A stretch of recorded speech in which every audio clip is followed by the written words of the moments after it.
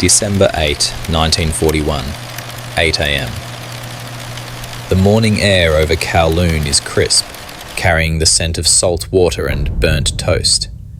At Kai Tak Airport, Royal Air Force pilots sit in the mess hall, finishing their morning tea. Outside, the tarmac is lined with the colony's meagre air defence, a handful of outdated Vickers Wildebeest torpedo bombers and amphibious Walrus planes. It is a peaceful, routine Monday in the British Empire. Then, a low drone vibrates the windows. Heads turn. 12 aircraft appear over the Lion Rock ridgeline, descending fast. For a split second, the men on the ground believe these are Chinese or British planes. That belief dies with the first whistle of falling ordnance. Explosions tear through the hangars. Fire engulfs the canvas wings of the biplanes before a single engine can be started. In less than 5 minutes, the Royal Air Force in Hong Kong ceases to exist. The attack is not a warning, it is an eviction notice. The Pearl of the Orient is no longer a sanctuary, but a trap, and the illusion of imperial invincibility is burning on the runway.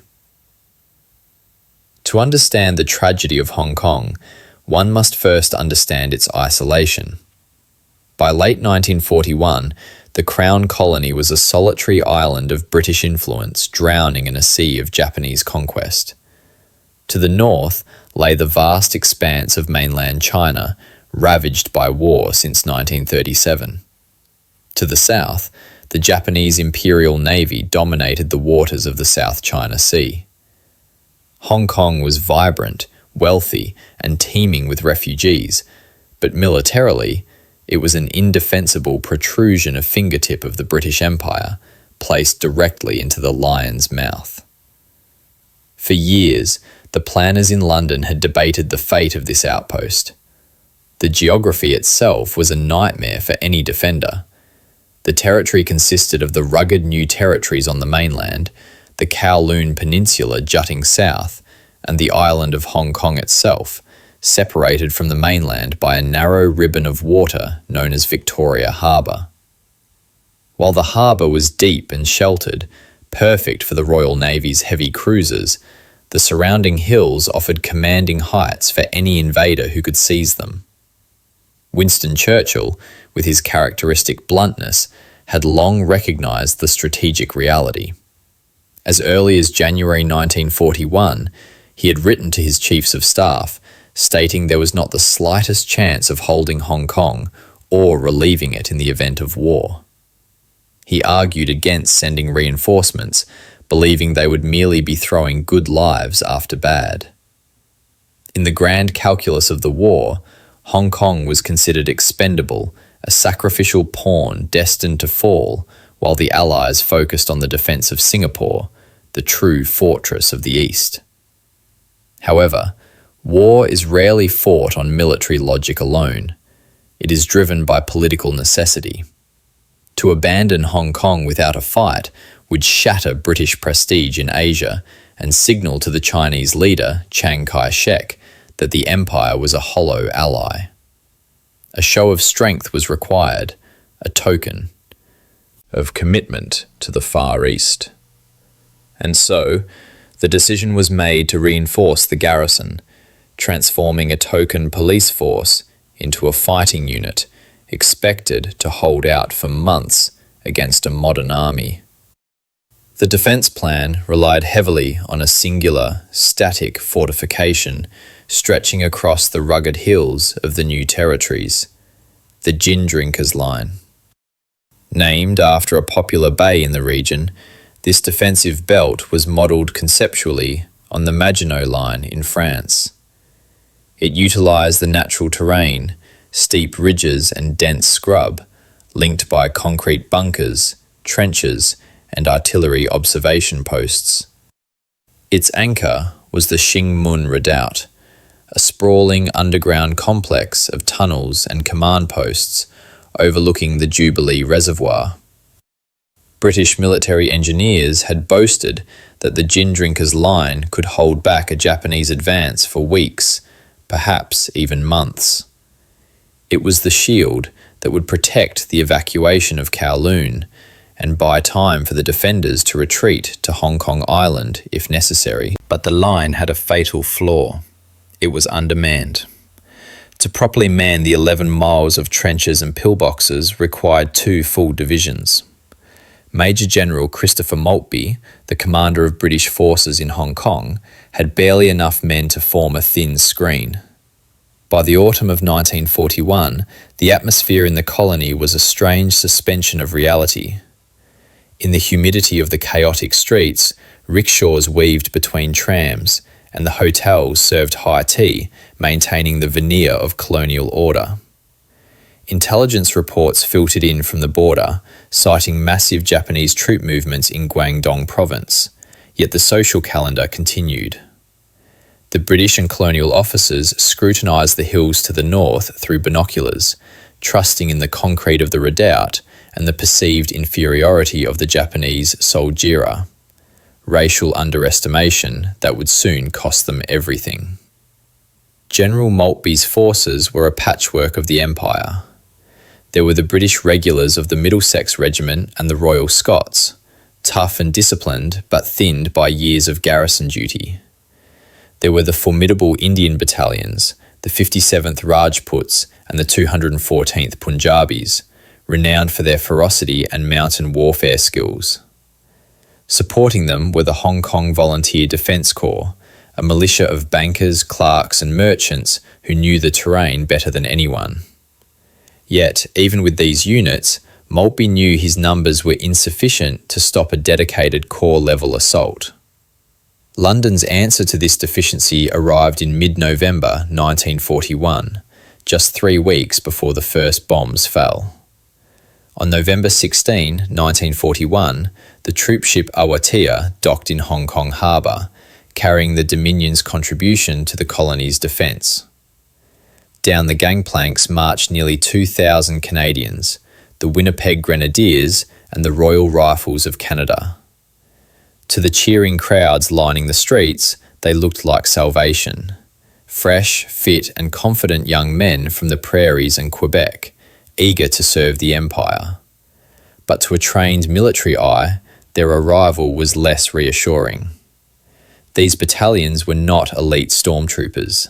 They had spent the early war years on garrison duty in Jamaica and Newfoundland, guarding coastlines rather than fighting battles. Many of the soldiers had never fired a live mortar round. Some had not even completed basic tactical training. Worse still, their heavy equipment, hundreds of vehicles and support trucks, had been loaded onto a separate freighter, the Don Jose, which was diverted to Manila when war broke out. The Canadians arrived in Hong Kong with their rifles, their bayonets and their courage, but without the mobility required to fight a dynamic, mobile defence in the rugged hills. Commanding them was Brigadier John K. Lawson, a veteran of the First World War and a man of strict discipline. Lawson was faced with an impossible task: integrate his raw troops into a complex defensive scheme in unfamiliar terrain, acclimatise them to the subtropical humidity, and learn the geography of a jagged peninsula, all in under 3 weeks. The plan was for the Canadians to serve as the reserve force on Hong Kong Island, while the Indian and British battalions held the mainland. It was a deployment designed for a long siege, assuming the enemy would be slow and methodical. But the enemy waiting across the Sham Chun River was neither slow nor methodical. Lurking in the hills of Guangdong was the Imperial Japanese Army's 38th Division, commanded by Lieutenant General Takashi Sakai. Unlike the motley garrison of Hong Kong, the 38th was a machine of war, tempered by years of brutal combat in mainland China. They were specialists in what they called sanguinary combat aggressive, close quarters infantry assaults supported by overwhelming artillery and air power. British intelligence had severely underestimated them. Racial stereotypes of the era painted the Japanese soldier as myopic, rigidly mechanical, and unable to fight effectively at night. General Sakai's troops were the exact opposite. They were light infantry experts who moved with terrifying speed, carrying minimal rations to maximize mobility. They were masters of infiltration, trained to bypass strongpoints under the cover of darkness and encircle the enemy before dawn. They did not need heavy supply trucks. They utilized mules and horses, allowing them to traverse the steep mountain tracks that the British considered impassable. Sakai's plan was simple and ruthless. He would not engage in a protracted siege. He intended to smash the gin drinkers' line in a matter of days, flush the defenders from Kowloon, and storm the island before London could even process the disaster. He had assembled a force of over 50,000 men against Maltby's 14,000. He had total air superiority. He had heavy siege artillery, and he had the element of surprise regarding his capabilities. As the sun set on December 7th, hours before the attack on Pearl Harbor across the international dateline, the pieces were set. The Indian battalions were dug into the forward positions of the gin drinkers' line, watching the border. The Royal Scots guarded the western approaches. The Canadians were settling into their barracks on the south side of the island. The colony slept, unaware that the Don Jose and its equipment would never arrive, and that the 38th Division was already cutting the border fences. When the sun rose on December 8th, the political posturing ended. The Japanese army poured across the frontier, a grey tide moving through the paddy fields and scrubland. The demolition teams of the Royal Engineers blew the bridges and roads in a desperate bid to slow the advance, but the Japanese engineers bridged the gaps almost as fast as they were created. The outpost of empire was about to face the full weight of modern maneuver warfare, and the first casualty would be the delusion that the gin drinkers' line was impregnable. The collapse of the mainland defense was not a matter of weeks, but of hours. The British command had placed their faith in the Oriental Maginot Line, believing that concrete and barbed wire could compensate for a lack of manpower. The anchor of this entire system was the Shing Mun Redoubt, sprawling subterranean fortress commanding the strategic corridor between Golden Hill and Smuggler's Ridge. It was the key to the entire peninsula. If Shing Mun held, Kowloon was safe. But the Japanese 228th Regiment, under Colonel Teiichiro Doi, did not play by British rules. By the afternoon of December 9th, Doi's scouts had already infiltrated the high ground overlooking the redoubt. What they saw through their optics shocked them. The fortress was quiet, almost sleepy. The Royal Scots, responsible for this sector, were stretched dangerously thin, with a single company trying to cover a position designed for a battalion. Doi saw an opportunity that his superiors did not. His orders were to wait, to prepare for a coordinated assault days later. But the veteran colonel recognized a fatal vulnerability when he saw one. Ignoring the rigid chain of command, he ordered a night attack. Under the cover of a pitch-black night, Japanese sappers, wearing rubber-soled tabi boots to silence their steps, crept up the steep slopes of Smuggler's Ridge.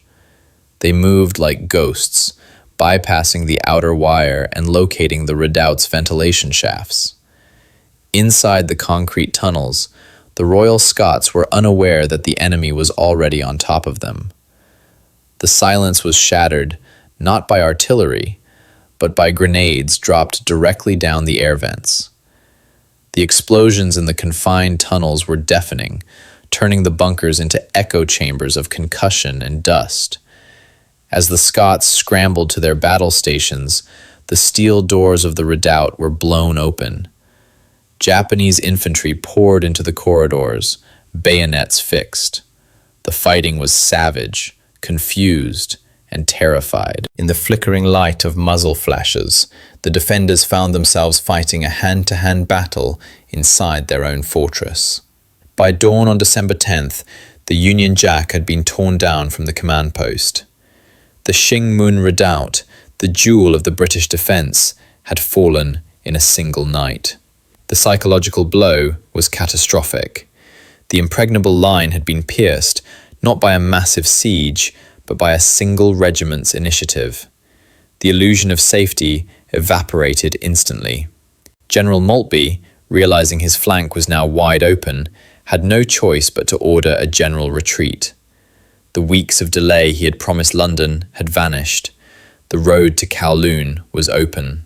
While the British reeled from the tactical shock, the Japanese demonstrated a mastery of movement that the defenders could not match. This was the second angle of the disaster, the disparity in mobility. The British doctrine was road-bound, reliant on trucks and established supply lines. The Japanese, conversely, utilized flying columns. They moved light, eschewing heavy packs for speed, and brought pack mules to navigate the narrow mountain trails that British planners had marked as impassable. As the Royal Scots and Indian units tried to fall back to the next defensive line, they found themselves constantly outflanked. Japanese snipers, tied into trees and camouflaged with local vegetation, harassed the retreating columns. The retreat from the mainland became a race against time.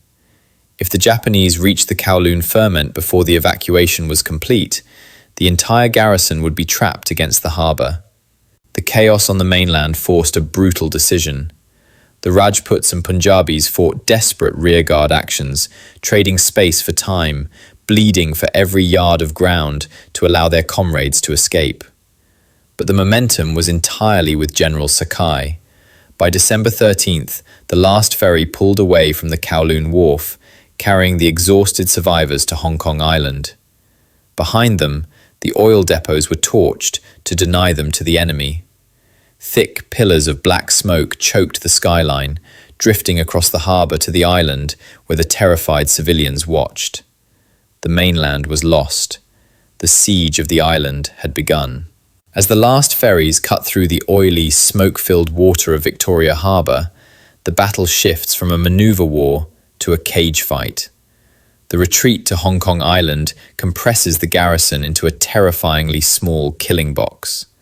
14,000 men, a kaleidoscope of the British Empire, are now trapped on an island less than 10 miles wide, their backs to the sea, their faces turned toward the burning horizon of Kowloon, where the rising sun flag now flies. The composition of this defending force creates a unique and tragic dynamic. Shouldering the line alongside the exhausted British regulars and the stoic Indian battalions are the civilian soldiers of the Hong Kong Volunteer Defence Corps. These are not young conscripts. Many are aging bankers, engineers, and merchants. Among them is the Hughes Group, a unit of fierce veterans from the First World Warmen in their 50s who have swapped their business suits for Lee Enfield rifles to defend the power stations and docks they once managed. They know the geography of the city better than anyone, fighting not for an abstract empire, but for their actual homes, their wives, and their children sheltering in the basements behind them. Then there are the Canadians. The Winnipeg Grenadiers and the Royal Rifles are no longer the fresh-faced boys who waved from the troop ships 3 weeks ago. They are disoriented and ill-equipped, deployed to the rugged southern beaches and the high gaps of the island's spine. They lack mortars, their transport is non-existent, and their communications gear is incompatible with the British networks. They are learning the brutal reality of war in real time. A soldier from Quebec finds himself shivering in a foxhole dug into the tropical clay, staring into the impenetrable darkness of the catchwaters, waiting for an enemy he has been told is inferior, but who has just swept the mainland in 5 days. The psychological pressure is suffocating. From the captured heights of Kowloon, Japanese artillery observers now have a panoramic view of every street, every dock, and every battery on the north shore of the island. The bombardment becomes methodical and merciless. Shells rain down on the densely packed urban districts of Wan Chai and Central. The water supply, fed by reservoirs now in Japanese hands or under fire, begins to fail. Inside the city, a new terror takes root, the Fifth Column.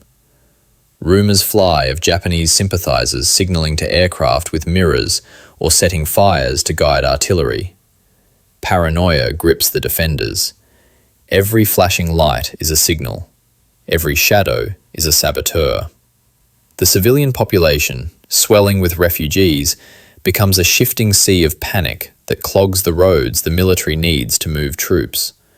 The colony is devouring itself from the inside. Across the harbour, General Sakai watches the island burn. He does not intend to starve the defenders out. He intends to crush them. He masses his assault troops at the Kowloon Wars, the very docks the British evacuated days before. He gathers sampans, rubber rafts, and armoured landing craft. He waits for the moonless dark of December 18th. The artillery barrage intensifies, a curtain of fire hammering the North Point shoreline to pulverise the pillboxes held by the Rajputs and the volunteers. Then, the shelling abruptly stops. The silence that follows is heavier than the noise. Rain begins to fall, a cold winter drizzle that obscures the water. On the northern beaches of Hong Kong Island, the sentries of the Rajput regiment peer into the gloom of the harbour. They hear the lap of water against the sea wall, and then the muffled sound of thousands of paddles cutting the surface. The invasion has begun. The night of December 18th is defined by two things: the black smoke of burning oil tanks and the relentless, driving rain. Visibility is near zero. On the northern shores of Hong Kong Island, the men of the 57th Rajputs are blind, staring into a void of smoke and water. They know the enemy is coming, but the storm masks the sound of the engines until the keels grind against the sea wall. At 9:30 p.m, the darkness erupts. The first wave of the Japanese 38th Division storms the beaches at North Point, Aldrich Bay, and Liamun. They do not come as a disorganised horde, but as precise shock troops, charging directly from their landing craft into the British pillboxes. The fighting is instantaneous and savage. The Rajputs, manning the forward bunkers, are engulfed. There is no time for tactical manoeuvring. It is bayonet against bayonet in the mud and the surf. Despite fighting with suicidal bravery, some platoons are wiped out to the last man, the Indian. Defenders are simply washed away by the sheer weight of numbers. Within an hour, the Japanese have established a beachhead. They move with terrifying speed, bypassing strong points to push inland. Their objective is not just the shoreline, it is the high ground that dominates the centre of the island. They swarm towards the North Point power station, where a frantic defence is organised by a mix of wounded Rajputs, elderly volunteers of the Hughes Group, and the Middlesex machine gunners. The power station becomes a slaughterhouse. In the labyrinth of turbines and control rooms, the defenders fight room by room. The old men of the Hughes Group hold their ground against seasoned Japanese infantry, firing until their ammunition runs dry, buying time that the main garrison does not have. But the Japanese are relentless. They overrun the facility, plunging large sections of the island into darkness, adding to the confusion. Back at the battle box, the underground command centre in Victoria, General Maltby struggles to grasp the scale of the disaster. Reports are fragmented and contradictory. Phone lines are cut. Runners disappear into the night and never return. Maltby initially believes this is a diversionary raid, unaware that 3 full Japanese regiments are now pouring onto the island. By the time the reality sinks in, the enemy is already climbing the slopes of Jardine's Lookout and Mount Butler. The Japanese strategy is surgical. Drive a wedge through the centre of the island, splitting the British defence in two. The pivot point for this manoeuvre is Wong Nai Chung Gap, crucial valley pass that houses the headquarters of the West Brigade. If the gap falls, the East and West Brigades will be severed from one another, unable to coordinate or support. Defending this vital sector is Brigadier John Lawson and his Winnipeg Grenadiers. As the sun rises on December 19th, Lawson looks out from his command bunker to see the unthinkable.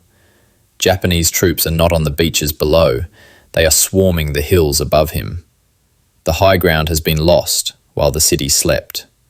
The trap has snapped shut. Lawson's headquarters is no longer a command post, it is the front line. By 10 a.m. on December 19th, Wong Nai Chung Gap is an inferno. The Japanese hold the commanding heights, pouring machine gun fire down into the valley floor. Inside the West Brigade Advanced Headquarters, the air is thick with cordite and dust. Brigadier Lawson is trapped. His bunkers are being swept by point-blank fire, and enemy grenades are thumping against the blast doors. Lawson picks up the field telephone for one final call to General Maltby at the battle box. His voice is calm, devoid of panic. He reports that his shelters are surrounded and that he is going outside to fight it out. It is not a request for orders, it is a goodbye. Lawson hangs up, draws his pistol, and steps out into the sunlight. He doesn't make it 3 steps. A burst of Japanese machine gun fire catches him instantly, cutting him down alongside his staff officers. The commander of the West Brigade lies dead on the concrete, the highest-ranking Canadian officer to be killed in action during the entire war. His death signals the collapse of the central defence.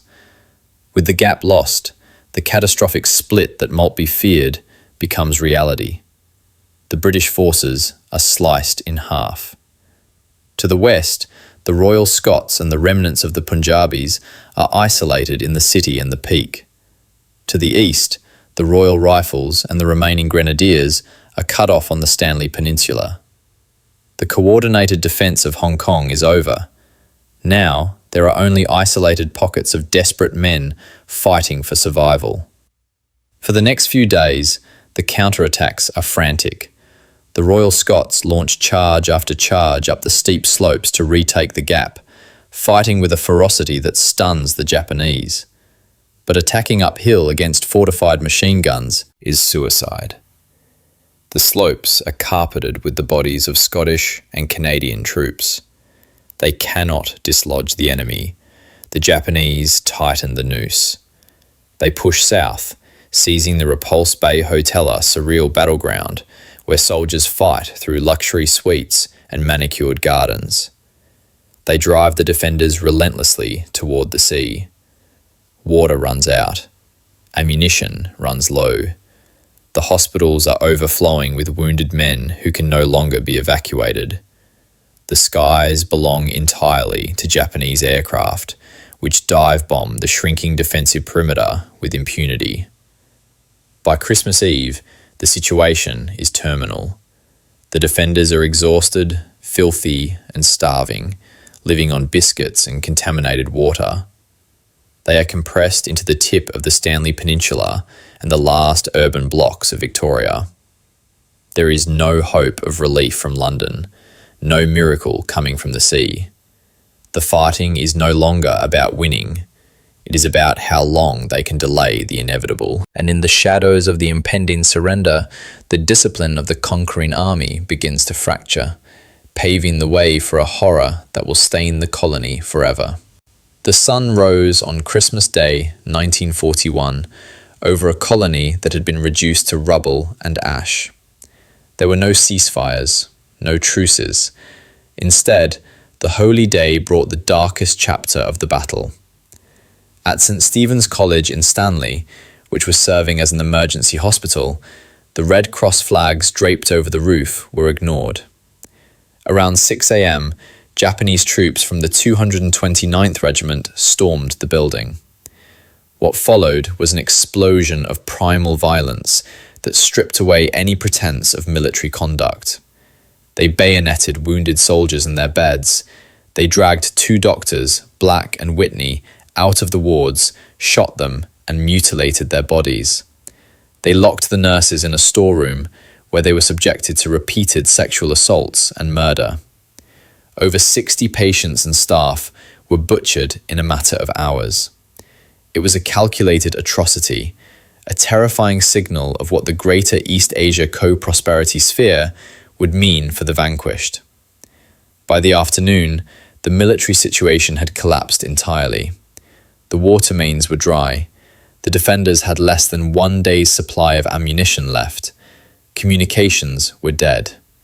General Maltby, staring at the map in the battle box, finally accepted the futility of further resistance. To continue fighting would not change the outcome. It would only result in the annihilation of the remaining civilians and the complete destruction of the city. At 3:15 p.m., the order went out. Cease fire. The surrender ceremony was a piece of carefully orchestrated theatre designed to humiliate the British Empire. Governor Mark Young, the representative of the king, was forced to cross the harbour to Kowloon. He walked into the Peninsula Hotel, the same hotel where the colonial elite had sipped tea just weeks before. Now, it was the headquarters of General Sakai. The electricity was out, the lobby was lit by candles, and the air smelled of stale smoke. There, in the flickering candlelight, Young signed the instrument of surrender. He became the first British governor since the American Revolution to surrender a crown colony to an enemy. At that moment, the firing stopped across the islands. The roar of artillery was replaced by an eerie, stunning silence, broken only by the sound of hobnailed boots marching through the streets of Central. The Battle of Hong Kong was over. The occupation had begun. The silence of surrender was short-lived. It was replaced almost immediately by the sound of breaking glass. With the police force disarmed and the British administration dismantled, law and order evaporated. Looting swept through the city like a contagion. Gangs roamed the darkened streets, stripping shops and homes, while the Japanese troops stood by or joined in, seizing war trophies at gunpoint. The Pearl of the Orient was stripped bare. For the soldiers who had fought so desperately, the humiliation was absolute.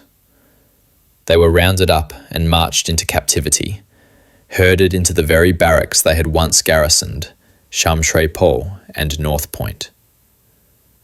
These camps became hellholes of disease and starvation.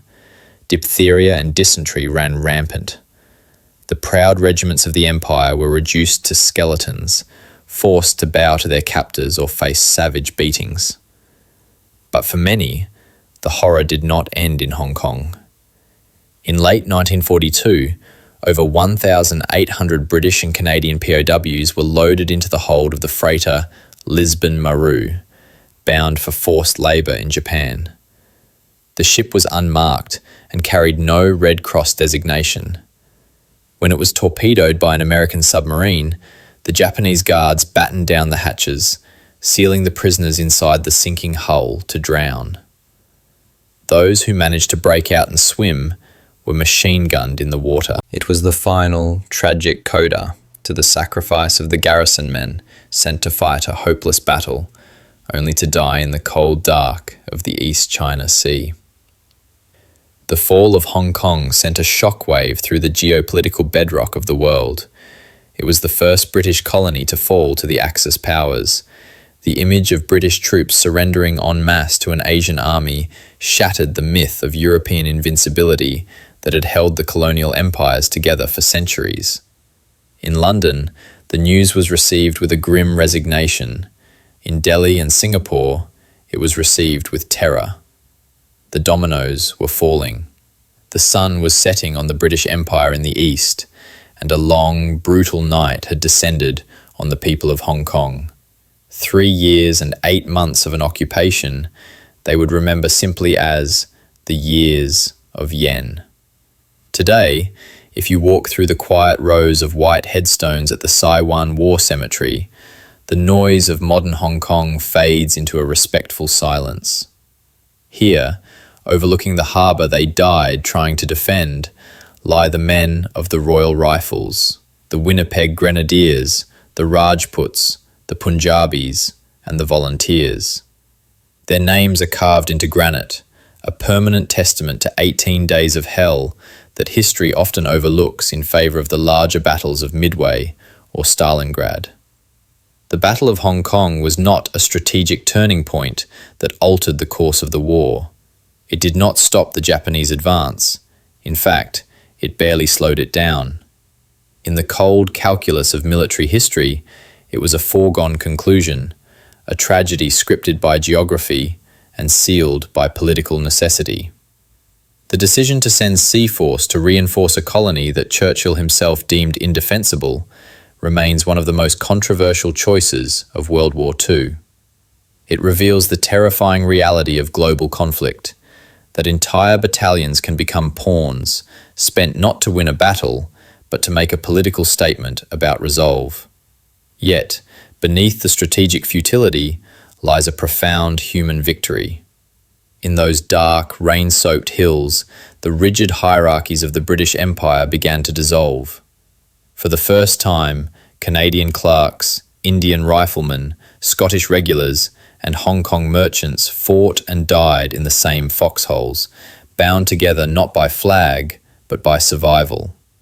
The savage Christmas stripped away the illusion of colonial invincibility, but it revealed something far more durable: the raw courage of men who stood their ground when all hope was gone.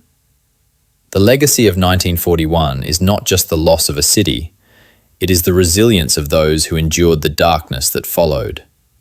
The battle shattered the old world of colonial privilege, but in the ashes of the occupation, the modern identity of Hong Kong was forged, tough, adaptable, and enduring.